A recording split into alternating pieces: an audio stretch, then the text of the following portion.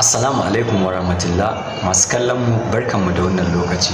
So a wannan bidiyon na kawo mana hanyoyi guda uku da za ka iya samun kuɗi online ba tare da kana da ƙwarewa na technical skills na kwamfuta ba. Da taimakon artificial intelligence, ma'ana fasaha wadda take da matuƙar basira, wadda a yanzu take trending a ko'ina a duniya, a kowane ɓangaren industry da kasuwanci duka kowa yana maganan AI. So da taimakon AI za ka iya fara samun kuɗi kai ma online.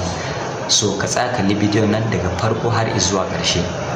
Amma kafin nuna muku, ina so ka danna like wa bidiyon nan, sa'annan ka danna subscribe so da lokacin da na kawo sabon update za ka gani a notification ɗin wayarka.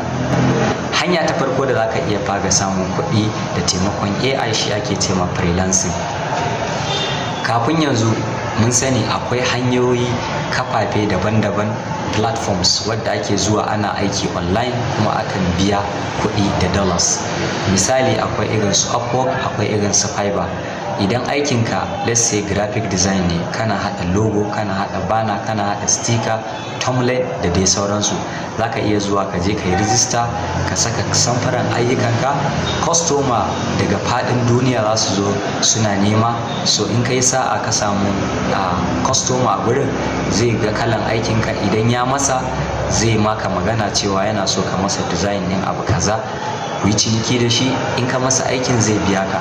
Ko me yake so da Canva AI za ka iya yin duk wannan ayyuka, kuma za ka na samun kuɗi kamar yadda sauran wanda suke da technical skills. Ko za ka je ka sauke shi daga Play Store ko App Store, ka ɗaura email ɗinka ka yi linkin.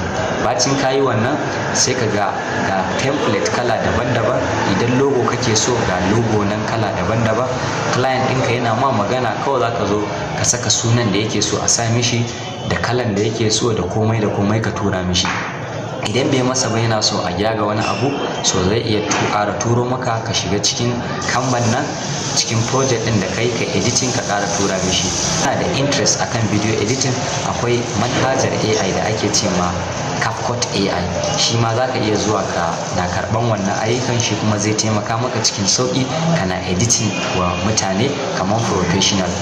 Sa'annan misali a ce kai script writer ne, kana yin rubutu, kana taimaka mutane su baka idea ka musu rubutu ɓangaren LinkedIn, Twitter, ɓangaren YouTube script da dai sauransu. So za ka iya zuwa kana karɓo wannan ayyukan. Akwai application da ake cewa ChatGPT, cikin sauƙi zai iya maka generating ɗin wannan script ɗin. Idan ka duba, in ka yi editing ka ga cewa ba wani matsala, ya yi daidai da abin da ya tambaya, sai ka tura mishi, shi kuma ya turo maka kuɗi ya biya ka. So wa'annan shine hanya ta farko da za ka iya samun kuɗi da taimakon fasahar AI. Hanya ta biyu kuma da za ka iya samun kuɗi da taimakon AI shine content creation.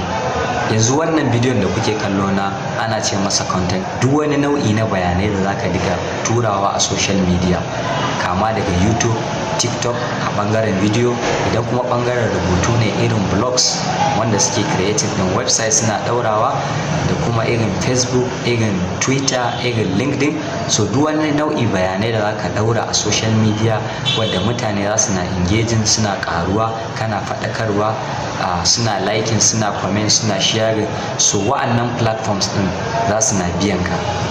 Da taimakon AI wannan content creation ɗin, ko da baka da ilimi yadda ake tsara content, za ka iya amfani da ChatGPT ka rubuta masa idea kalan bidiyon da kake so ya maka script. Yana maka script, za ka iya zuwa ka yi bidiyon ka. Idan kuma baka so ka fito da fuskar ka kamar nawa haka, akwai application ɗin AI da ake cewa 11 Lab, wadda kawai za ka yi ka ɗaura script ɗin, shi kuma zai maka generating ɗin maganan gaba ɗaya, okay, cikin 'yan sakanni. Sa'annan idan kuma videos ne, akwai application na AI ɗin nan, shi ma duka za ka ɗaura footage, maybe videos ko wasu hotuna na kalan maganan da kake yi. So cikin sauƙi za ka kai generating ɗin bidiyon ka da za ka diga ɗaurawa, mutane suna kalla. Hanya na ƙarshe da za ka na samun kuɗi da taimakon AI shi ake ce ma building digital product. Ma'ana za ka gina wani kaya, wani abu na siyarwa, ok, kamar mun sani product abu ne a ce hula na siyarwa ko riga ko wani abu. So digital product kuma shi abu ne na online, ok, kamar littafi ebook wadda za a iya sai da shi online daga duk inda kake, kawai za ka iya tuga shi mutum kuma ya tugo maka kuɗin.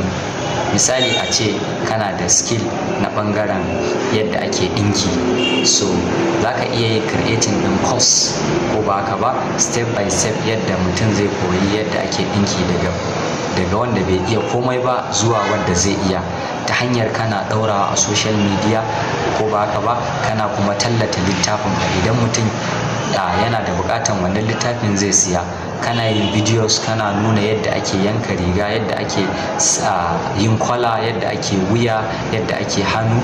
So mutum idan kuma yana buƙatan course ɗinka gashi nan kayi packaging ɗin shi, so through wannan sai ka ga cewa kana samun kuɗi sosai. So wannan shine dai takaitaccen hanyoyi guda uku da na kawo mana, wadda mutum idan insha Allahu ya bi zai duka samun kuɗi a online da taimakon fasahar AI. So nan muka ƙarshen bidiyon nan. So idan bidiyon nan ya burge ka, ina neman alfarma a danna mun like, sa'annan ka danna subscribe, so da duk lokacin da muka kawo sabon update zaka gani a notification ɗin wayarka. So sai mun haɗu a bidiyo na gaba, bye.